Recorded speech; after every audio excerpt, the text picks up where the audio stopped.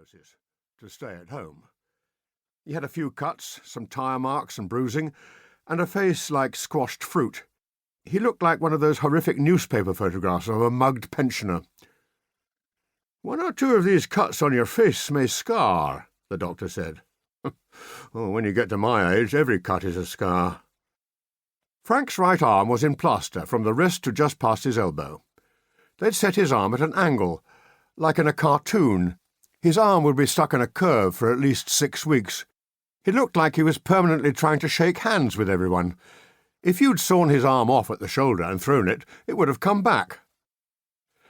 Before he left hospital, Frank had to take the mini mental state examination to check his cognitive state. A young and exhausted-looking doctor, in a striped shirt with a plain collar and sweat patches under just the left armpit, pulled up a plastic chair next to Frank's hospital bed and flipped open an A4 pad of paper. "Right, Frank," he said. "This test is a standard test. Some of the questions are probably going to seem a bit easy and some of them less so. Are you ready?" The doctor asked Frank what year it was, what season, what month, and the date and day of the week. Frank got them all right, although the doctor didn't say so. He just wrote stuff down and asked another question. "What country are we in?" "England." "What city?" "Well, technically it's a town." "You seem quite angry, Mr. Derrick." "I was run over by a milkman. How's your day been?" "Yes, I see," the doctor said. "I just want to go home before I catch MMSE." That stands for Mini Mental State Examination, Mr. Derrick. That's what we're doing now.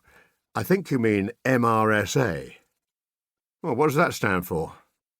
"Deep breath," the doctor said, and he took a deep breath. "Methicillin-resistant Staphylococcus aureus." He smiled, pleased with himself, as though he'd successfully pronounced the name of that famous Welsh railway station. "Now, shall we get to the end of the test?" The doctor asked if Frank knew where he was, and the name of the hospital and what ward they were on. Frank only passed on the name of the ward. The Mastermind trophy was as good as in the bag. He was picturing a place for it on the mantelpiece, next to 3 porcelain penguins he'd never really liked that much. He was convinced the middle one was plotting a coup. "Now, Frank, I'm going to name 3 objects and I want you to repeat them back to me and try to remember them, okay?" Frank nodded. It hurt his head. "Apple, pen, table," the doctor said. "Apple, pen, table." The doctor asked Frank to spell world backwards, and Frank said something about how it certainly was a backwards world. The doctor asked him to subtract 7 from 100, and then 7 from the answer, and to carry on doing so till he told him to stop. Frank made it as far as 51 and was a bit disappointed when the doctor said that was enough. He'd never been great at maths, and thought that maybe the bang on the head had actually done him some good. "Can you tell me who the Prime Minister is?" Frank told the doctor who the Prime Minister was, and that he thought he was an idiot, that he, for one, had definitely not voted for him. The doctor said that wasn't important. "Oh, but it's very important." "Great," the doctor said, but he didn't mean that it was great at all, and he skipped a couple of questions to make the test end sooner. He wanted Frank to go home as well. The doctor wanted to go home. Everyone in the hospital wanted to go home. Who wants to be in hospital?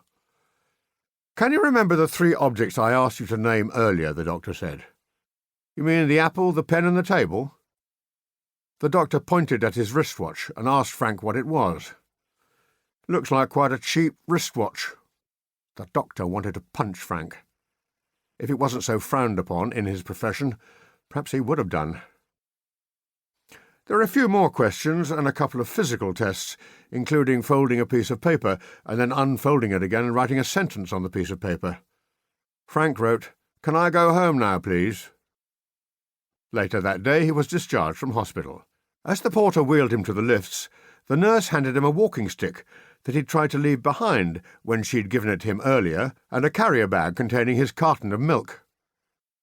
The milk had been out of the fridge for 3 days now, and it was warm, and probably turned into cottage cheese or clotted cream. Frank thanked the nurse and planned on leaving the bag in the ambulance on the way home. After the accident, Frank's daughter offered to immediately drop everything and fly back from America to look